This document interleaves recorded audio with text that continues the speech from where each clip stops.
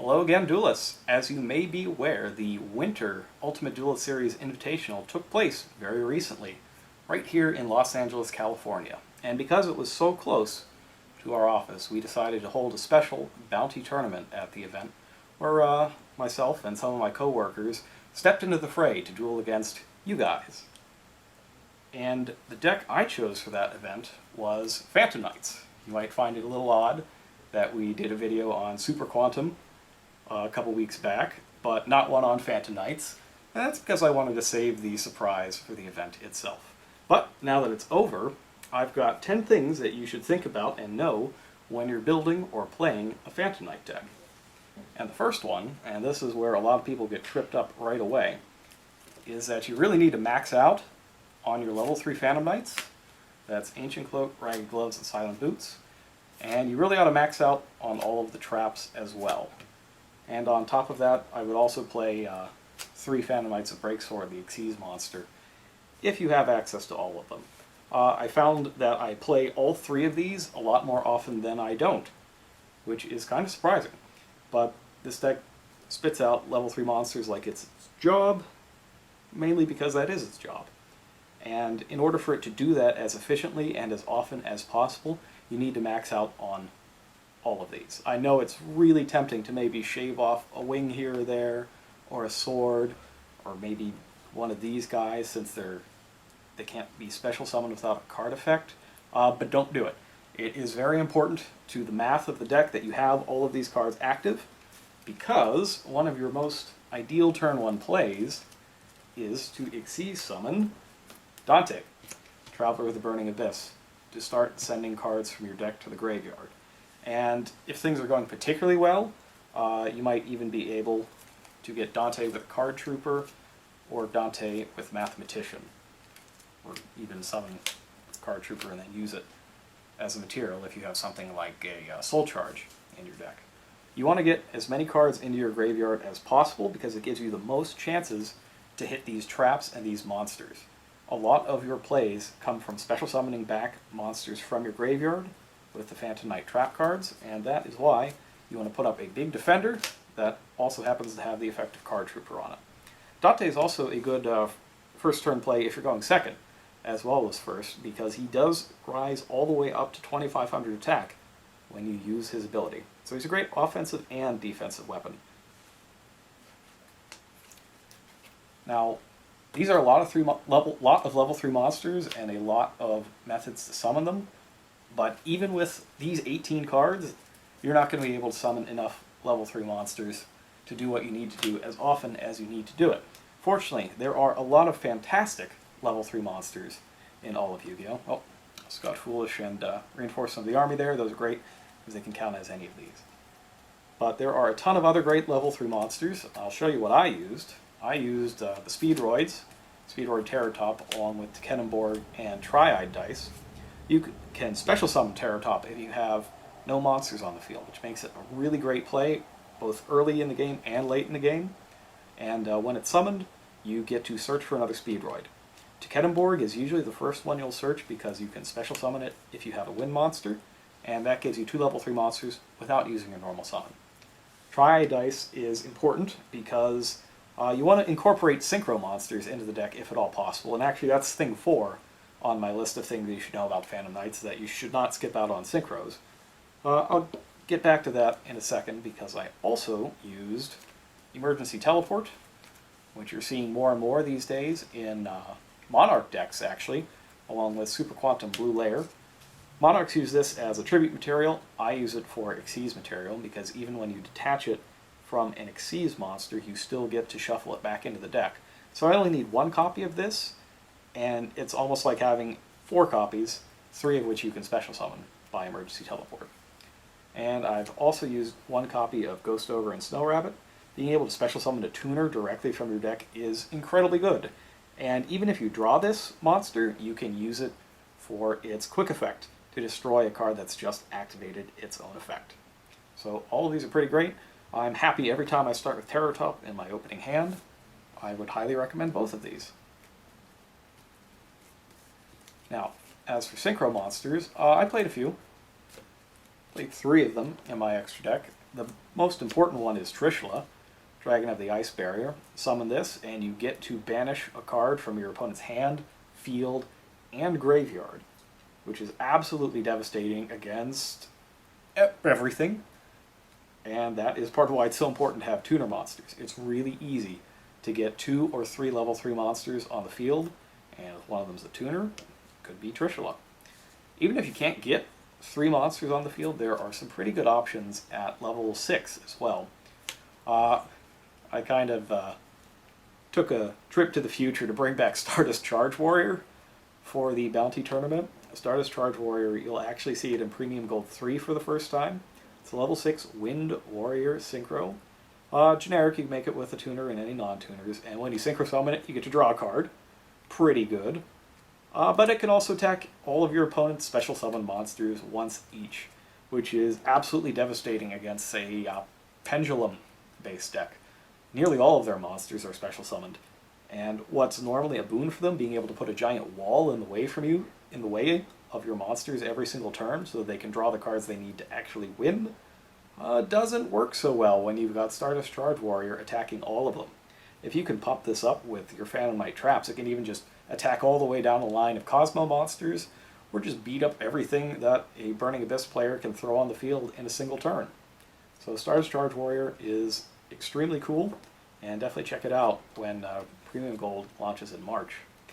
And I also played HTS Psyhemoth. Psyhemoth never really saw a lot of play back when it first came out in Judgment of the Light, but I liked it as an easy 2-material option that lets me get rid of a Cosmo ship like Dark Destroyer or Dark Eclipser that I can't target. It does banish it, which makes it a little easier for the Cosmo player to get it back, but sometimes you just need it out of the way. So for example, if your opponent has 2 Cosmo Dark Destroyers out, if you can crash into one of them with HTS Psyhemoth and then steal away the other one with number F0, you can get in direct attacks that way. And that happens a lot more than you think it would. Thing number 5 goes back to these traps. And one of the important things to remember with them is that because they are traps and they don't have an except during the turn this card was sent to the graveyard clause on their revival effects, that means you can use those revival effects at any time. You can use it during your own battle phase to field extra attackers and possibly win a game that your opponent thought that you couldn't win that turn. But most importantly, you can use them during your opponent's turn. Many times, I will use the effects to special summon during my opponent's end phase, because not only does that wreak havoc with them if they have max C, they can choose to use max C during their own end phase, knowing that they can't play the cards that turn, or they can let me get multiple free special summons on their turn, and then can only use max C on my turn preemptively before I start Xyz summoning. But the most important thing is that you can only use each of these revival effects once per turn, so if you have multiples in the graveyard, which is very possible between sending cards to the graveyard with Dante, Card Trooper, etc., and just playing the trap cards as normal, you can use the duplicates at the end of your opponent's turn, and that leaves you your full complement of special summon effects to use during your own turn.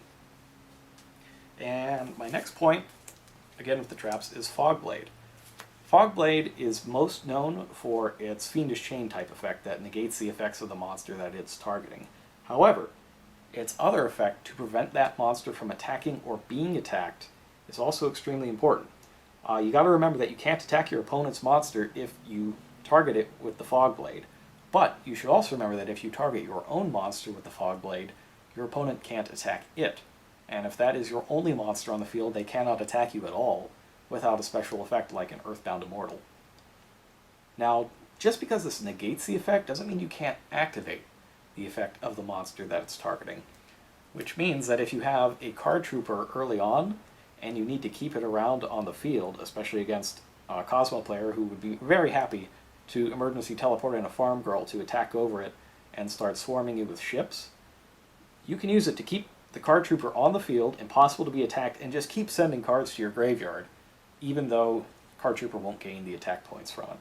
So that's an important tip to think about when you're dueling.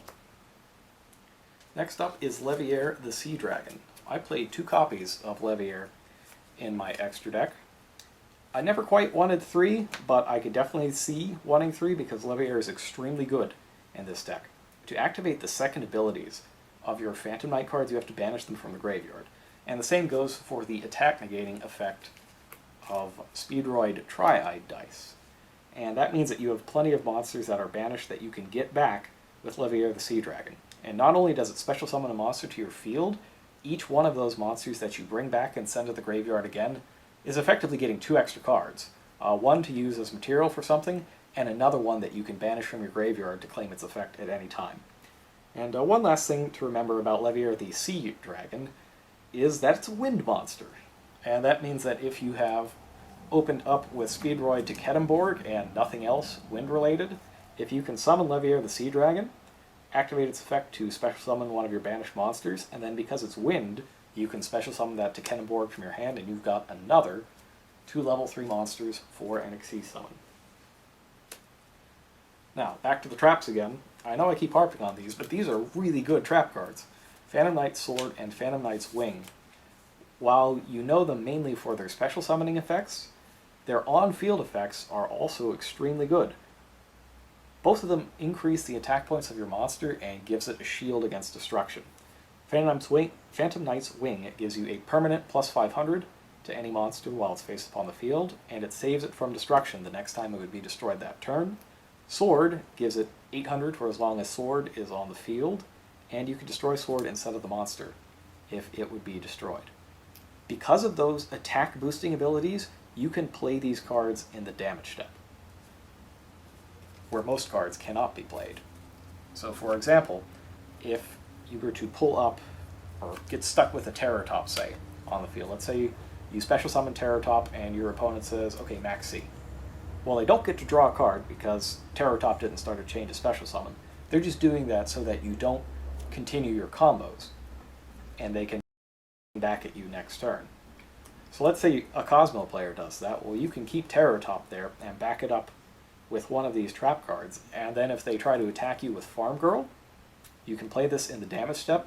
Terror Top will defeat the Farm Girl, send her to the graveyard where she can't be gotten back by Cosmo Town, and can pretty much put a halt to your opponent's entire turn, unless they have... No, it pretty much puts a stop to your opponent's entire turn. They'll have to go to main phase 2 and probably, if they're lucky, summon a tin can and go from there. Thing number 9, Twin Twister. Twin Twister is very good right now. It can destroy 2 spell or trap cards on the field, up to 2 spell or trap cards on the field, but it costs you a discard to use it. And a lot of people are only playing 1 or 2 in their main decks because they don't want to draw multiples, or their deck can't support the discard cost. This deck can support the discard cost. Anytime that you discard a Phantom Knight card, that card can be played again from the graveyard for its secondary effect, so you essentially are not giving up a card at all to play this. And that makes it extremely efficient. Not only is it extremely efficient, right now, every other deck but this one has a lot of spell and trap cards that they need to keep on the field. Monarchs need to keep their field spell and Return of the Monarchs on the field. Cosmo needs to keep Call of the Haunted on the field, and they really hate it when you chain this card to Call of the Haunted. They need to keep their Solemns on the field, Solemn Strike and Solemn Warning. And actually, I'll just show you, I play both. 3 Solemn Strikes, 1 Solemn Warning. Pendulum decks obviously need to have both of their pendulum zones occupied to do anything. And even stuff like Burning Abyss plays a lot of traps that if you can destroy them preemptively, you can break through that player's defenses. Maxing out on Twin Twister is easily the best decision I made when I was building this deck. It is incredibly helpful, and I would highly recommend maxing it out yourself if you decide to build a Phantom Knight deck. And the last thing on my 10 things that you need to know is that you should always be playing very aggressively. If you have a chance to deal 8,000 damage, and you know that you can do it, barring interruption, you should do it. If your opponent has no cards face down, and you can clear their monsters and hit them for 8,000, do it, even if they have max C. Because right now, despite playing max C, people aren't really using anything that can stop you. They can't really draw a card that's going to stop them from losing that turn. The closest thing you'll get is maybe Effect Failure that could take 1,000 points off of your Break Sword. but this deck special summons enough that you can probably play past that and get another 1,000 points out of somewhere. So keep playing aggressively. You're just going to get more and more cards as the game wears on. They probably aren't. So don't let off the gas. And I didn't play it in the bounty tournament, because I figured one new card from the future was enough. But we talked earlier about how important it has to have all of these level 3 monsters. And right now there are only 18 Phantom Knight cards you can play that give you a level 3 monster. Well, in Premium Gold 3 there is one more that can do it. This is the Phantom Knights of Tomb Shield. It is a trap that special summons itself as a level 3 Dark Warrior type monster when you activate it. And it also has a breakthrough skill-like effect that you can use when it's in the graveyard. During your own turn, except the turn it was sent there, you can banish this card to negate the effects of a face-up trap for the rest of the turn. Not only is that useful to negate things like anti-spell fragrance for a turn, so you can play your spell cards, like your emergency teleports, it also can be chained to normal traps, things like Fire Lake of the Burning Abyss, or Bottomless Trap Hole, Time-Space Trap Hole, that sort of thing, to negate them temporarily as well. That's a trick that you normally associate with cards like Hot Red Dragon Archfiend Abyss, or Contrast Hero Chaos. But this card can do that too, on top of being a level 3 monster. So it's great if you send it to the graveyard with your card trooper, it's great if you draw it, and it's also the Phantom Knights card instead of just a Phantom Knight card. So it's doubly searchable with both Phantom Knights of Ancient Cloak and Phantom Knights of Silent Boots.